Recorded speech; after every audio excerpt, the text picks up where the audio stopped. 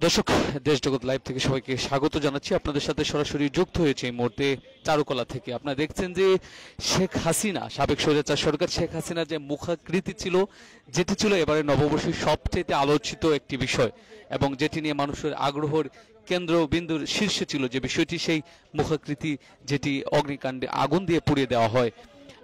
আগুন দিয়ে পুড়িয়ে দেওয়ার পর থেকে কিন্তু আবারও আলোচনা এসেছিল যে এটিকে আসলে কি আবার পুনরায় তৈরি করা সম্ভব কিনা। আমরা দেখেছি যে চারুকলা যেটি তৈরি করতে 1 মাস সময় নিয়েছিল এবং সেটিকে স্বল্প করে ছোট করে হলেও সেটিকে আবার কিন্তু তারা চেষ্টা করছেন সেই মুখাকৃতির সেই আকৃতিটিকে আবার নিয়ে আসার জন্য। এবং আপনারা দেখছেন যে পুরোদমে কিন্তু কাজ চলছে চারুকলায় এবং অনেকটা রূপ ধারণ করতে শুরু করেছে সেই মুখাকৃতি।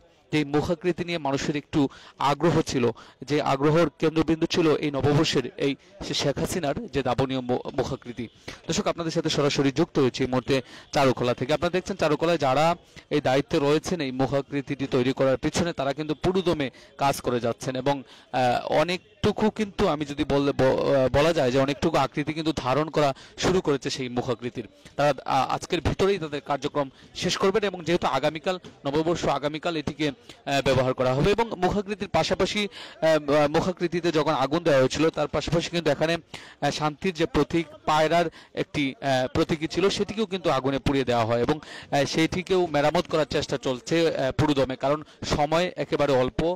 আগামীকাল রাত পোহালেই পহেলা বৈশাখ। সেই তাড়াহুড়া করে কিন্তু তারা চেষ্টা করছেন যত দ্রুত সম্ভব তাদের এই কাজ তারা সম্পূর্ণ করার চেষ্টা করে যাচ্ছে। দর্শক, আপনাদের সাথে সরাসরি যুক্ত রয়েছে এই মধ্যে চারুকলা থেকে।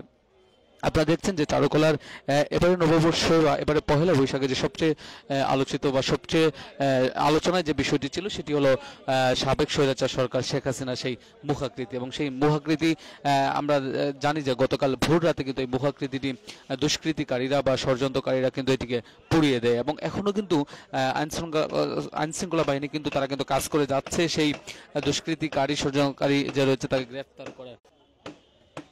তারা কিন্তু পুরোদমে চেষ্টা করে যাচ্ছেন যে কারা এর সাথে জড়িত সেটিকে চিহ্নিত করা এবং গ্রেফতার করার।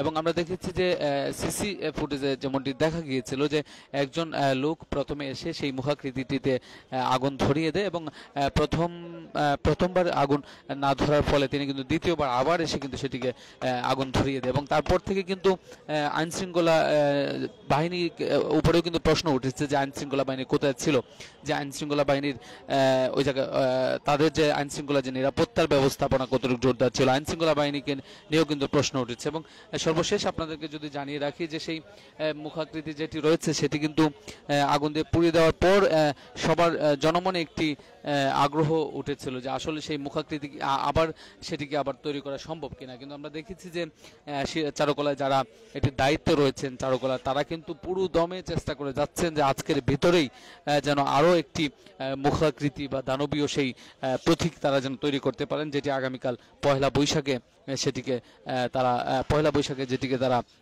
স্বৈরাচারের প্রতীক হিসাবে যেটিকে তারা পহেলা বৈশাখের র্যালিতে রাখবেন। এবং আপনারা দেখছেন যে এই মুহূর্তে কিন্তু পুরোদমে কাজ চলছে সেই শেখ হাসিনা দানবীয় মুখাকৃতি তৈরি করার।